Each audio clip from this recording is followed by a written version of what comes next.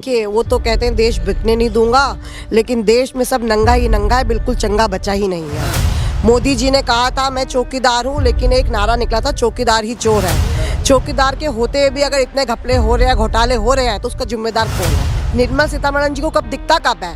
उन्होंने तो धृतराष्ट्र की पत्नी की तरह आंखों पे पट्टी बांधी हुई है, जो कुछ उनको दिखाई नहीं दे रहा, क्योंकि कहते हैं ना एक राजा की जान तोते में है। तो ये लोग मोदी के तोते हैं सारे, जितना मोदी कहेगा उतना ही टटर करेंगे। जब मोदी कहेगा चुप तो ये चुप, मोदी कहेगा बोलो फिर टटर टटर टटर करने निकलने आते हैं।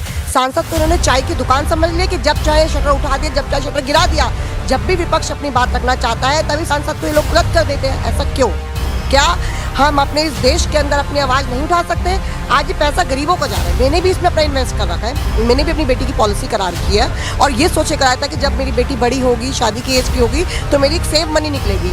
मैं एक बात को मोदी जी को कहती हूँ, उन्होंने कहा था कि जो 70 साल में नहीं हुआ वो अब होगा, और हकीकत में वो हो रहा है। 70 साल में LIC में आज तक 1 रुपए का भी कहीं घोटाला ना घपला हुआ, लेकिन अब हुआ तो वो चौकीदार के ही उसमें हुआ, इसलिए हम कहते हैं चौकीदार ही चोर है। और ये सारी करनी धरनी अंडानी अंबानी जो भी है मोदी जी के वो है।